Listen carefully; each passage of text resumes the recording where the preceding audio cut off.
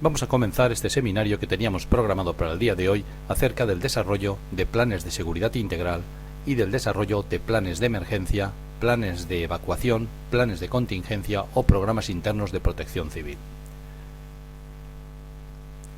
A lo largo aproximadamente de una hora vamos a seguir una estructura, el desarrollo de una estructura del plan de seguridad integral, en el cual hablaremos, tal como estamos observando, de las características del edificio como un elemento previo al desarrollo de cualquier plan de seguridad integral, al análisis de la organización y a la catalogación de bienes a proteger, de manera que, conociendo el edificio, la organización y los bienes a proteger, podremos proceder a un análisis y evaluación de riesgos, de manera que a partir de esta evaluación podamos establecer unos objetivos específicos y organizar debidamente la seguridad, de manera que una vez implantada en la organización esta seguridad integral nos permita, por medio de planes de actuación, tener respuestas protocolizadas para cada una de las situaciones de riesgo que podamos detectar. Todo esto veremos cómo se presupuesta y una vez hayamos realizado el presupuesto, podamos presentar a la organización todo un desarrollo completo en diferentes estadías, en diferentes partes, tal como estamos viendo, en el cual figuren incluso las fortalezas y debilidades de este sistema propuesto de seguridad integral. Vamos a ampliar un poco cada uno de estos apartados, de manera que cuando veamos luego posteriormente la aplicación de software que tenemos como objetivo el presentar para ver cómo podemos de un modo estructurado y organizado desarrollar planes de seguridad integral para las organizaciones, pues nos permita el tener una visión global del mismo a partir de los conceptos que ahora vamos un poco pues a avanzar. En primer lugar, cuando hemos dicho que como un paso previo debíamos de conocer el edificio, esto significa que debemos analizar el edificio en su sentido más amplio, más completo. Es decir, debemos saber qué uso tiene, qué situación, qué comunicaciones, qué vías de comunicación, quién es el propietario del edificio, pero igualmente debemos de conocer de un modo detallado el espacio exterior del edificio, así como su perímetro, es decir, qué envuelve al edificio, cómo es la topografía del terreno, si existen o no edificios colindantes, cómo está desarrollada o realizada la cubierta, cómo son las fachadas, si hay subsuelo, es decir, si tenemos sótanos, pues qué hay en ese subsuelo, pueden haber galerías o conducciones enterradas, cómo es la cubierta, bien, en todo esto hará que de alguna manera tengamos que analizar muy detenidamente el edificio, intentando pues no dejar nada al azar, para conocer exactamente cuáles son las debilidades o lo que nosotros nos vamos, es decir, el enfrentamiento que con nuestras propuestas en materia de seguridad integral tengamos que hacer de cara a garantizar la eficacia de las mismas. Conoceremos igualmente los espacios interiores, es decir, aquellas vías de comunicación, instalaciones, plantas tanto que hay sobre el edificio como bajo rasante, cómo son las salidas del edificio, cómo es la estructura en sí, de qué materiales está construido. Esto es importante desde el punto de vista pues de determinadas tipologías de riesgos, como pueden ser inundaciones o como pueden ser, por ejemplo, pues atentados, ¿vale? Y como un aspecto muy importante a tener en cuenta, el subsuelo, es decir, qué hay por debajo del edificio que de alguna manera pueda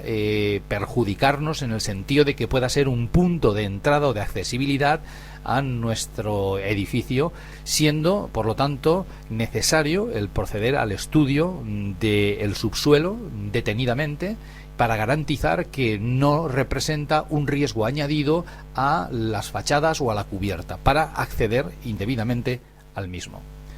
Una vez que somos conocedores del edificio, deberemos de saber qué se realiza en el interior, qué horarios de trabajo hay, qué índice delictivo tenemos de la zona, qué antecedentes de siniestralidad y actos delictivos han sufrido ya la organización, así como cualquier otro dato que consideremos que es de o debe de ser de interés el conocer, de cara a saber, por ejemplo, qué, digamos, uso anterior ha podido tener el edificio, cuál es la ocupación actual,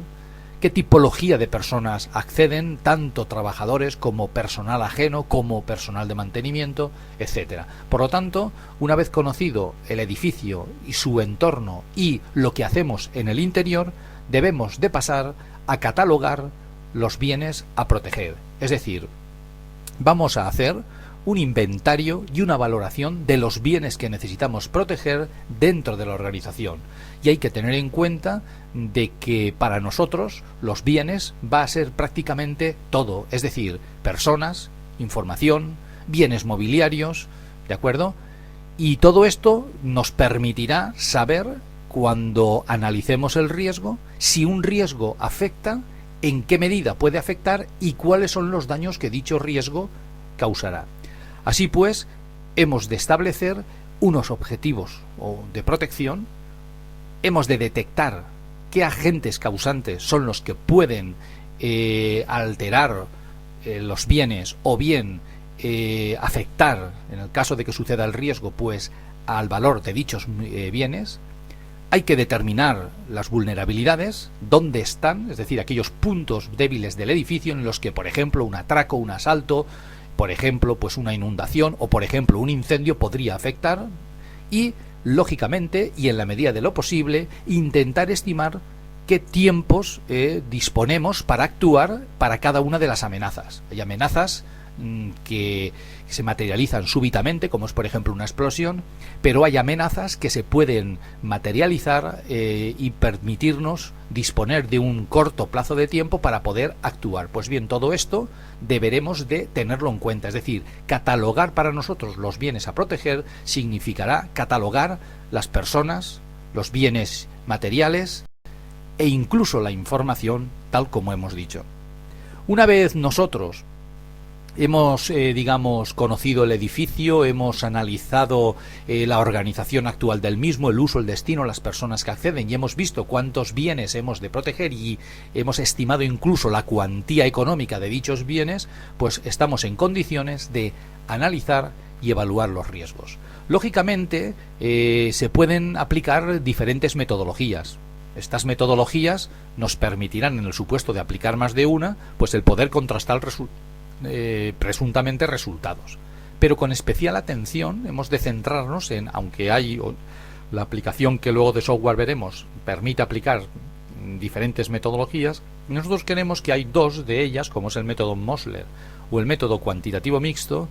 que nos va a permitir hacernos una idea global de la situación y poder catalogar los riesgos en función de un índice y actuar posteriormente, primero frente a aquellos riesgos cuyo índice sea superior y después contra aquellos riesgos cuyo índice sea menor. Si aplicamos una metodología, pues nos dará unos resultados, pero si aplicamos más de una, por ejemplo, tal como estamos observando los métodos Mosler y el cuantitativo mixto, me permitirá poder contrastar los resultados para saber desviaciones que en los criterios que yo he podido adoptar para evaluar los riesgos con respecto a cada método, pues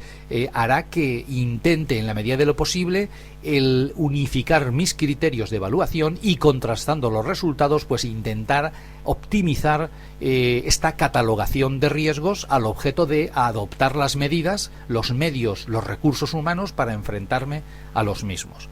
Si hablamos del método Mosler, tal como estamos observando aquí en pantalla, pues me permite establecer una valoración del riesgo. Observemos cómo en función de una serie de criterios determinamos en primer lugar el carácter del riesgo, posteriormente la probabilidad y por último la clasificación del riesgo. Esto significa que clasificamos el riesgo multiplicando el carácter por la probabilidad y esto nos dará como consecuencia un índice. A modo de ejemplo, aquí tenemos algunos riesgos que ya han sido evaluados aplicando el método Mosler y vemos un índice 900, 540, 1000, 1056 en el que ya podemos darnos cuenta de que con esta metodología aplicada, pues aquel riesgo que representa, por ejemplo, un índice mayor es intrusión con 1000 y sabotaje informático y fuga de información con 1000. Lógicamente, actos vandálicos representan, con un coeficiente de riesgo de 56, pues una clasificación muy pequeña del riesgo. Por lo tanto, lo que tendremos primero que hacer es abordar el sabotaje informático y la fuga de información, a ver qué medidas adoptamos en la empresa para evitar esto, y la intrusión, posteriormente el incendio y accidentes laborales. Si en lugar de aplicar el método Mosler, pues aplicamos el método cuantitativo mixto, más o menos lo que nos encontramos no es ni más ni menos que un método que nos permite igualmente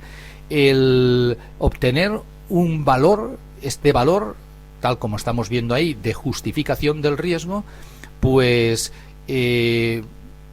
tendremos un riesgo 25, 22,5, 60, es decir, aplicando esta metodología observemos que el sabotaje informático y la fuga de información tiene un valor alto y la intrusión tiene igualmente un valor alto. Esto significa que también, aplicando esta metodología, tendríamos que actuar inicialmente sobre sabotaje y sobre intrusión y, en la medida de lo posible, pues el incendio, accidentes laborales y, en último lugar, actos vandálicos. Lógicamente, si aplicásemos dos metodologías, podríamos establecer una comparativa. En este caso es un caso práctico, real, en el cual estamos viendo que aplicando la misma, digamos, metodología encontramos pues unos valores muy similares. Eso significa que los criterios que hemos adoptado para evaluar riesgos con respecto a un método y con respecto a otro han sido los mismos, y en la medida de lo posible los resultados que hemos obtenido son los mismos, y esto nos da mayor fiabilidad a la hora de pasar al siguiente punto para que podamos de alguna manera fijar unos objetivos específicos, posteriormente establecer una organización de la seguridad y todo lo que con esto conlleva. Dentro del apartado de objetivos específicos, pues estableceremos estos objetivos, primero, lógicamente, diseñando un plan de seguridad integral que actuará mayoritariamente sobre aquellos riesgos cuyo índice ha sido mayor o más elevado, definiendo un coste económico que las medidas, tanto instalaciones como recursos humanos, vigilantes, por ejemplo, de seguridad, vayamos a implantar, que nos permitirá presupuestar esta inversión, valorar el coste igualmente de formación tanto del personal como de equipos, brigadas o personal de vigilancia, y evidentemente, y un aspecto importante, estimar el coste anual de la seguridad para años posteriores. Es decir, ahora tendremos una inversión mayor en seguridad, pero en los años posteriores igualmente tendremos un gasto en materia de seguridad, como son mantenimientos de instalaciones y sistemas y, lógicamente, nóminas del personal de seguridad, de los vigilantes de seguridad. Pues todo esto lo estableceremos debidamente, y con ello haremos u organizaremos el departamento de seguridad. Es decir, en primer lugar, diremos qué reformas de rehabilitación y adecuación de espacios deberemos de hacer en el edificio para que aquellos puntos débiles detectados en la evaluación de riesgos, como son puertas de acceso, cubierta, escaleras, ascensores, plantas del edificio, pues esas reformas que hagamos de albañilería nos permitan de alguna manera bajar los índices de riesgo. Si con reformas y evidentemente con adecuación de espacios esto no es posible, el reducirlos a unos límites pues considerados como buenos, lógicamente deberemos de recurrir a dos cosas más. Organizar la seguridad nos obligará a establecer aquellos medios humanos que debamos de llevar a la organización, como son vigilantes de seguridad, equipos de emergencias, nóminas y del director de seguridad y del jefe de seguridad, etcétera, etcétera. Esto habrá que tenerlo en cuenta porque es una inversión en medios humanos que permitirá igualmente enfrentarnos a los riesgos de mayor índice que hayamos detectado en la evaluación. Y lógicamente, y como un elemento intermedio entre los dos anteriores, y casi con seguridad que siempre, deberemos de fijar unos medios técnicos de seguridad, es decir, una serie de instalaciones que nos permitan enfrentarnos a actos antisociales, que nos permitan enfrentarnos a los incendios, y que lógicamente esto lleve un entrenamiento, lleve un mantenimiento y unas pruebas reales que permitan garantizar la eficacia de los medios técnicos adoptados. Bien, como estamos observando, pues organizar la seguridad no será ni más ni menos que organizar los equipos de vigilancia, tal como estamos viendo aquí, a modo de ejemplo, pues si necesitamos o no director de seguridad, si necesitamos o no jefe de seguridad, vigilantes de seguridad, cuántos y en qué horario, equipos de emergencias, cuántas personas y en qué horario, etcétera. Cuando disponemos de una serie de medios técnicos implantados, como son cámaras de televisión, o como son en circuito cerrado, o como son, por ejemplo, vigilantes de seguridad, lógicamente, pues deberemos de disponer de unas normas de respuesta o de unos protocolos de respuesta. Cuando se detecte una situación de riesgo, esa situación de riesgo, como puede ser una intrusión, como puede ser, por ejemplo, un acto vandálico, o como puede ser, por ejemplo, pues un robo, un atraco, ¿vale? Habrá que tener unos protocolos de respuesta o unos protocolos de actuación que nos inviten a nosotros, sin necesidad de improvisaciones, el tener una respuesta para cada una de estas situaciones detectadas. Ahora bien, esto en cuanto a que suceda un riesgo y hemos de dar una respuesta. Pero si queremos, desde el primer momento, podemos tener normas de acceso, podemos tener una serie de actuaciones o protocolos para el acceso de personal, para el acceso de visitantes, para el acceso de vehículos, para el acceso de personal de mantenimiento, para el acceso del personal de limpieza, etcétera, que esto nos evitará muchas veces el que los protocolos de actuación salten, porque si ya controlamos el acceso a nuestro edificio, lógicamente dejamos un margen muy pequeño, un mínimo margen de actuación y luego posteriormente tener respuestas. Es decir, que lo que pretendemos es actuar en la prevención en la medida de lo posible y dejar solo para casos más aislados la actuación de respuesta. Pues bien, todo esto estaría desde un punto de vista de seguridad integral, pero la seguridad integral va más allá. Es decir, nosotros hemos hablado antes de que cuando hablábamos de seguridad integral hablábamos también incluso pues de incendio, hemos visto también instalaciones de prevención contra incendios y hemos estado hablando pues de que las instalaciones con las que esté dotado el centro o la organización pueden ser pues de alguna manera origen también de un accidente. Por ejemplo, si estamos trabajando con instalaciones de oxígeno, con instalaciones por ejemplo de depósitos, y de combustibles líquidos o gaseosos, etcétera, todo esto puede suponer un riesgo. Por lo tanto, dentro de los planes de actuación deberemos incorporar lo que sería el propio plan de emergencia y contingencias, como se llama en algunos países también plan de autoprotección, o como se llama también en México, pues programas internos de protección civil. Es decir, entre los planes de actuación deberemos nosotros, dentro del plan de seguridad integral, contemplar igualmente este plan de autoprotección, plan de emergencia y contingencias, plan de emergencia y evacuación o programas internos de protección civil. Conforme hemos dicho, diferentes normativas de los países suelen llamar este tipo de planes. Pero también pueden ser las instalaciones propias, como hemos dicho, de depósitos, combustibles, de gases, etcétera, o las propias instalaciones de la organización, pues origen de un riesgo. Por lo tanto, habrá que tener también un plan de prevención de riesgos que los planes de actuación deberán de contemplar cuáles serían las actuaciones en caso de accidente laboral.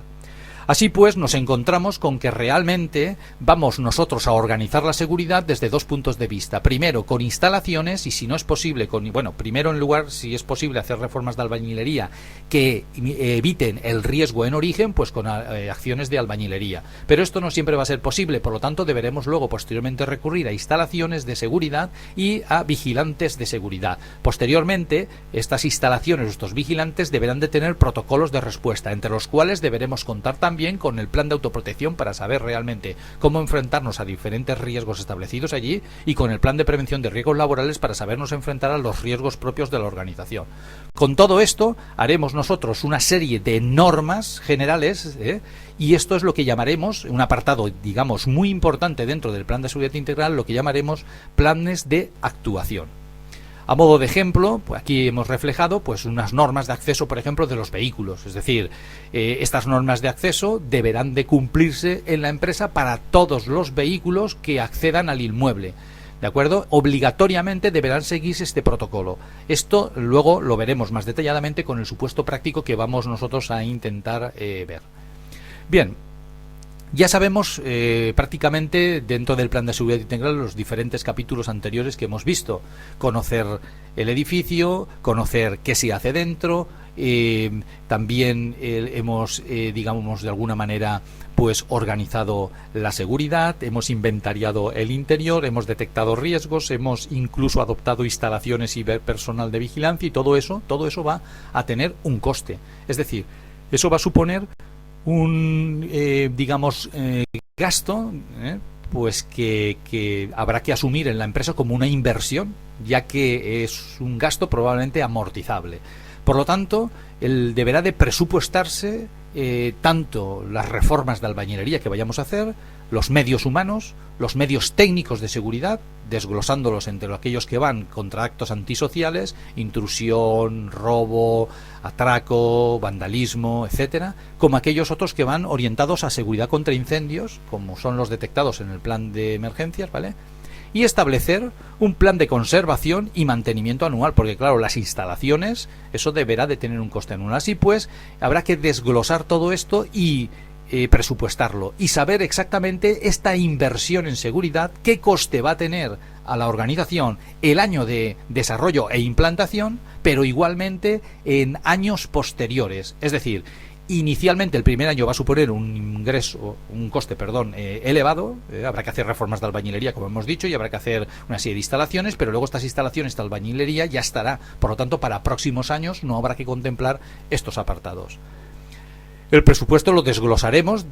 de tal manera de que si entre los objetivos la empresa me había propuesto el no llegar o no rebasar una cuantía anual, pues yo intentaré, en la medida de lo posible, no rebasar en el plan de seguridad integral que hemos desarrollado para implantarlo, no rebasar estas cuantías. Muchas veces, para no rebasar estas cuantías, que habrá que pactar previamente con la organización, pues deberemos de sacrificar o instalaciones o puntos, por ejemplo, de detección, o cámaras o vigilancia de seguridad en personal, en pocas palabras. Pues bien, todo esto deberemos de ir encajándolo de manera que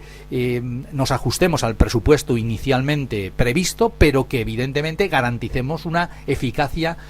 alta de cara a la seguridad integral. Así pues, como consecuencia de tener que adaptar lo que nosotros vamos a proponer y que no rebase esa cuantía máxima, habrá en las instalaciones y los medios a implantar una serie de puntos fuertes y una serie de puntos débiles. Bueno, pues lo que habrá que hacer es intentar resumir estas fortalezas y debilidades y darlas a conocer, el sistema que vayamos a implantar, darlos a conocer a la empresa, a la organización a la cual vamos a implantar el plan de seguridad. Así, de este modo, hablaremos de fortalezas, es decir, una relación de las ventajas conseguidas con la implantación de los medios técnicos y humanos propuestos, pero también, evidentemente, habrá que exponerle las debilidades que, como consecuencia pues de tener fijado un presupuesto o una inversión máxima, pues hemos tenido que sacrificar. Esa relación de debilidades podrán dotarse presupuestariamente para otros ejercicios y intentar en la manera de lo posible de disminuirlas y de que estas debilidades sean cada vez lo más pequeñas posibles o que representen, digamos, un porcentaje mínimo o casi podríamos decir que despreciable dentro del plan de seguridad integral propuesto. Bueno, pues en principio esto es lo que nosotros ahora, a partir de un supuesto práctico, vamos a desarrollar. Es decir, hemos visto cuál es nuestro objetivo, nuestra estructura, y ahora, en la segunda parte de este seminario, vamos, mediante un supuesto práctico, como hemos dicho, a desarrollar detenidamente.